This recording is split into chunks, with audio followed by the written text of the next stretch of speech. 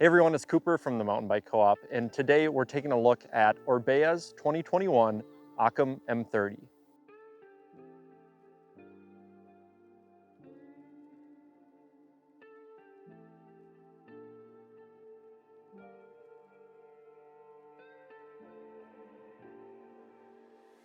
Orbea is the largest bike manufacturer out of Spain, and this Occam is their trail-specific offering with 29-inch wheels.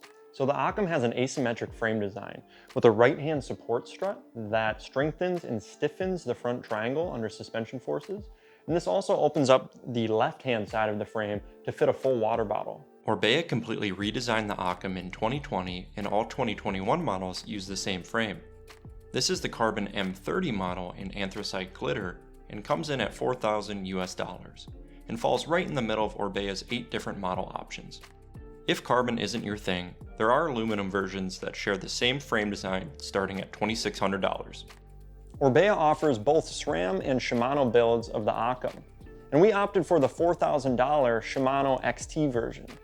Similar to Trek, Salsa, and Da Vinci's suspension, the Occam uses a concentric axle pivot rather than a horse link, which rotates around the rear axle for improved sensitivity and mitigates braking forces on the suspension. All models of the Occam come with 140mm of travel in the front and rear, and this M30 model has a Fox 34 performance up front with a Fox DPS performance in the rear. Moving on to geometry, the Occam has a 66-degree head-tube angle, which is rather conservative following the trend of slacked-out trail bikes. And the seat tube angle is a steep 77 degrees to get you in that comfortable pedaling position while in the saddle. Reach numbers are in line with other trail bikes, with this size extra large coming at 500mm. While I haven't had a chance to take out this bike yet, I have spent a significant amount of time on the 2020 Occam, which shares the same frame, geometry, and components. With that being said, I assume this 2021 model is going to have the same ride characteristics. So let's check out how it performs on the climbs, descents, and overall what I think of the Occam. In a recent hut-to-hut trip in Colorado, I climbed over 10,000 vertical feet on the Occam and was thoroughly impressed on how efficient the bike performed on the ups. In short, this bike rips uphill, and if you have the motor, this bike's not going to hold you back one bit.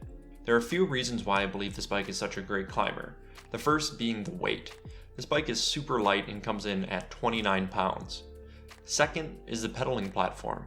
I kept the shocks wide open and felt no pedal bob or lost energy while climbing. Initially, I wasn't a fan of the Occam when I first threw a leg over it. The steep seat tube angle really made me feel as if I was sitting on top of the bike rather than in it. But as we kept riding, the more and more I appreciated the Occam on the descents. It's an extremely nimble machine, and I found myself cornering and navigating technical terrain with no problem. It's not going to smash through the chunky stuff like a full-on enduro bike, but it gives you enough suspension to pick and choose your lines.